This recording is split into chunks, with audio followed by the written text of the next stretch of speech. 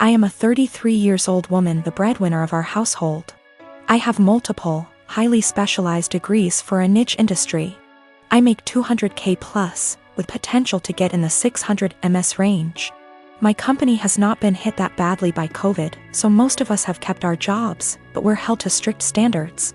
My husband has a broad degree / work experience. He quit his job right before COVID hit, hoping for a better job in the meantime, and I was supportive.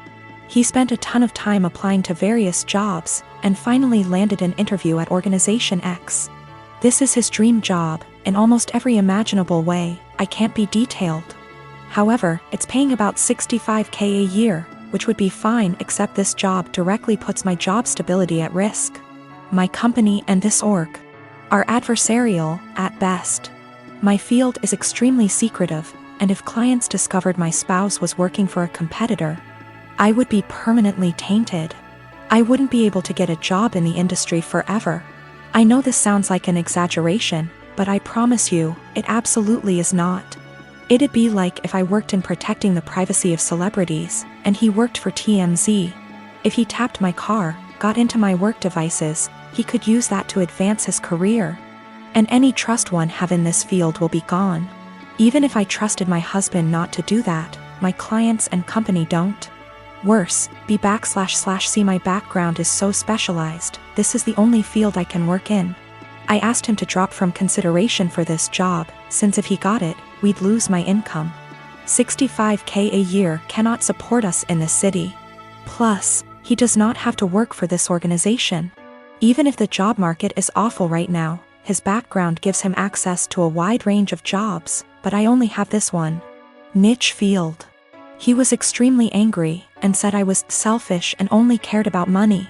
I told him that if he wanted to go back to school for an advanced degree or just be unemployed for a while, I would support him. But taking this job isn't possible. He continued the process behind my back, and got the offer. He wants to accept it, B//C. He says his career needs to take priority and that I wasn't being a supportive wife. I feel so betrayed, and I've contacted all relevant higher-ups in my company to inform them. I notified them as soon as he got the interview.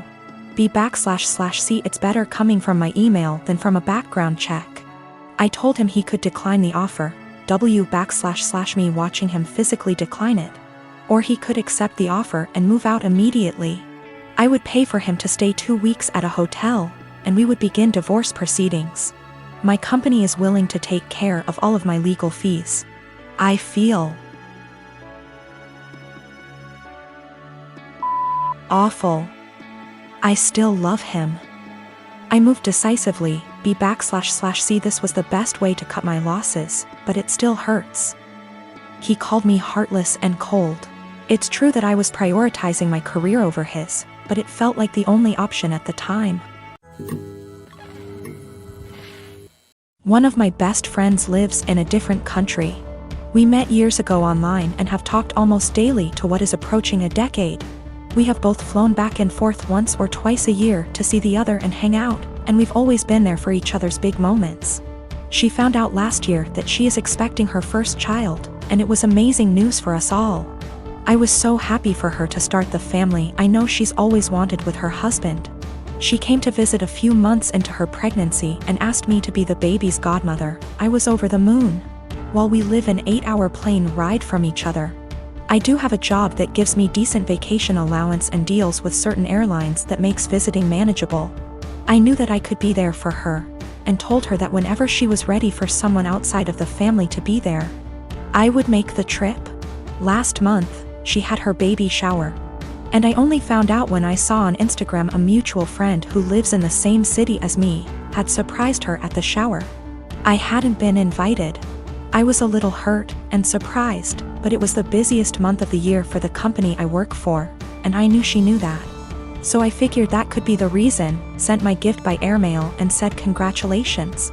However, now she's reached out to me, and told me that she has asked another friend, the same person who went to the baby shower, to be the baby's godmother, and that she only wants her child to have one.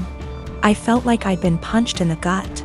I was heartbroken, and felt a bit betrayed. For 6 months I have been excited to take on the role. My own godmother lives in New Zealand, and has done for most of my life, so I knew it could work. M knew how to stay in contact and be a part of the child's life while living in another country. But now she's taken back her offer and chosen someone else. I wouldn't be so upset if she had chosen someone who lived closer. But she has replaced me with someone who lives in the same city as me, so it's not a distance thing. We have been friends for years. I have been there with updates, support, and love her whole pregnancy. And at no point was there any clue she had changed her mind until the baby shower a few weeks ago. I don't know if I should confront her, tell her I'm hurt, or just accept her decision. It's her baby. And I would never want to force her into a decision she wasn't happy with. I just don't know what to do or say to her now. I want to let her know I'm sad that I'm missing out, but I don't want to sound like I'm whining. And I want to know why she changed her mind, but I'm scared the answer will just upset me. My cousin turned 18 recently. She's in high school.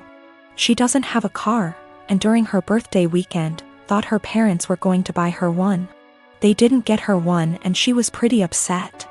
I should note that I'm not very close with my cousin, or the rest of my extended family for that matter. I only heard about this through the grapevine from my dad. Anyway, my cousin texts me on the Friday before her birthday asking if she can take my car. I just leased a new Ford Escape. To the mall and then for an out-of-town road trip with her friends over the weekend. I tell her no. She begs and pleads with me. I tell her no again. My car is for me to drive and for me only. If she wants her own car, she can save up and buy one. She calls me and says that I ruined her birthday and that she's embarrassed because her friends think she got a car for her birthday and she doesn't have one. I don't respond to her and think nothing of it. The weekend comes and I sleep in very late on that Saturday, waking up at 1 p.m. Don't judge. Even though my car is parked in my driveway and my gate is closed, I come to realize that someone egged and TP'd my car. With many, many eggs and 5 to 6 rolls of TP. And since the weather was warm outside, the raw egg baked into my car, along with the dried up toilet paper, destroying the paint. Since I have security cameras around my house, I decide to go back and watch. At around 9:30ish that morning, I see my cousin and a bunch of her stupid friends vandalizing my car. I'm surprised she didn't smash the windows and poke holes in the tires too. I press charges and my cousin is in legal trouble. Her and her parents are pissed off at me for pressing charges, her parents telling me that she's just a kid. And that she's been through a lot of emotional stress doing virtual schooling for this past year and that I should take that into consideration. And that I should be ashamed of myself for pressing legal charges against my baby cousin. That I'm almost 30 and don't I remember what I was like at that age? I do remember, and I wasn't stupid enough to egg anyone's car. And can't she work something out with me like doing chores around my house for money if I drop the charges, that she's young? That she doesn't need a felony on her record, etc., and that it was just a prank. Right after I pressed charges, my cousin was calling and texting me over and over saying that this could have been avoided had I let her take my car. I need to add that my cousin already has a felony on her record, a DUI. She's not remorseful of anything. Also, my aunt and uncle will not pay me for the damages. They just want me to drop the charges and pay for everything myself like nothing happened. I have always been civil with my half-brother. We were close as kids, but he started to have an attitude at 13 and pretty much stopped being nice, and started messing with my things / making fun of me and doing pranks to annoy me / privacy, was gone with him coming into my room and taking my things. Whenever I complained, my stepmom would normalize his behavior and make excuses. My dad never really grounded him and thought that talking to him will get him to behave better. I'm currently in college. I live in a rented apartment and have car to help me get to the university or other places. The car isn't expensive or fancy at all. I saved up for it 2 years ago. I decided to have Christmas dinner with my family. It's the perfect opportunity to be with family since I haven't seen my dad in a while. I arrived at my dad's house and left my purse and my keys on the kitchen island after my stepmom told me to help with dinner. My half-brother started talking about my car in the kitchen while my stepmom was listening and asked if he could take it for a couple of hours to hang out with friends. I politely told him no. He threw a fit and brought up how I needed to relax and not worry, but my answer was still the same. While we were sitting at the dinner table, my half-brother got up, washed his hands, and I thought he went outside.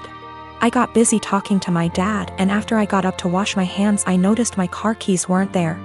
I went outside to ask him and neither he nor my car were there. I lost it. I started calling his phone, but he hung up on me several times. I was furious. I told my dad I'd call the police if he didn't come back with the car. My stepmom jumped to defend him and said I was being unreasonable to call the police. I called him one last time, then I called the police. My stepmom freaked out when my half-brother got picked up by the police. She told me to go explain the situation to the authorities, otherwise he'd spend the night in jail. But I refused, especially since I still hadn't got my car back. Stepmom yelled that I ruined dinner and that it was no big deal, he was going to return it after borrowing it from me, but he didn't really borrow it, and she heard me say no. I don't know what she told the police, but I didn't give permission to use the car. My stepmom's side of family are mad at me for doing this to my brother and hinted that I don't consider him family. My dad's side of family sided with me, saying he deserved it. My dad said I overreacted and I shouldn't have called the police when he disappeared for 4 hours.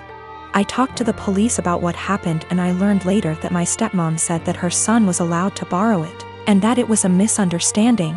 I wasn't going to let her continue to lie, but my dad told me to back off and let it go. This really upset me. My half-brother wasn't even berated the way I was by the family.